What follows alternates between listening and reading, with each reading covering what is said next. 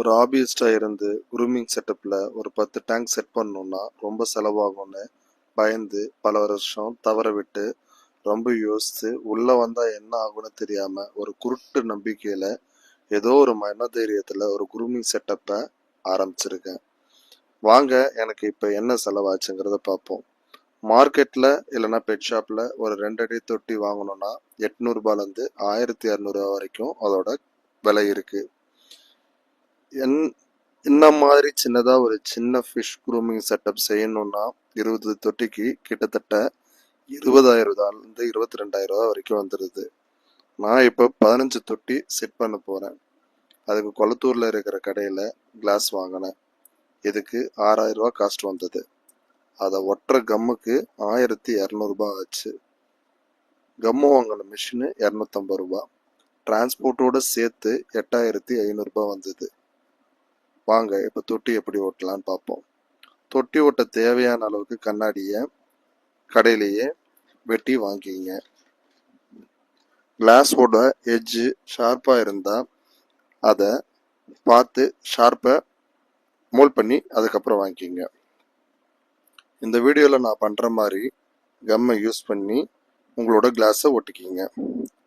எல்லா சைடும் கிளாஸில் கம் அப்ளை பண்ணி தொட்டியை ஒட்டிக்கிங்க. கம்மு ஒட்டி ஒரு 30 மினிட்ஸில் தொட்டி செட் ஆகிடும். அதுக்கப்புறம் ஒரு சணல் கயிறை வச்சு நல்லா டைட்டாக கட்டிக்கிங்க. அப்புறம் உள்பக்கம் எல்லா சைட்லேயும் கம்மை போட்டு ஒட்டிக்கிங்க. ஒரு 24 மணி நேரம் கழித்து தொட்டியை பார்த்தீங்கன்னா தொட்டி செட் ஆகிடும்.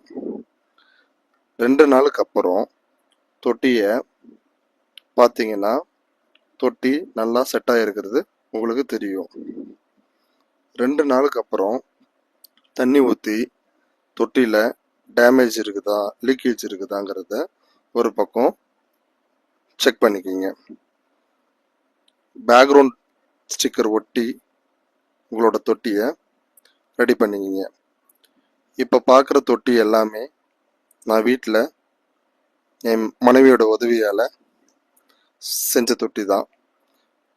ஸ்டார்டிங் ஸ்டேஜுங்கிறதுனால சின்ன தப்பு நடந்தது.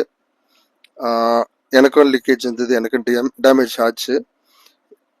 கொஞ்சம் ட்ரை பண்ணி தான் இந்த கிளாஸஸ் எல்லாத்தையும் நான் செட் பண்ணேன். நீங்களும் ட்ரை பண்ணி பாருங்கள். வீட்லேயே ஒரு க்ரூமிங் செட்டப்பை ஸ்டார்ட் பண்ணுங்கள். தேங்க்ஸ் ஃபார் வாட்சிங்.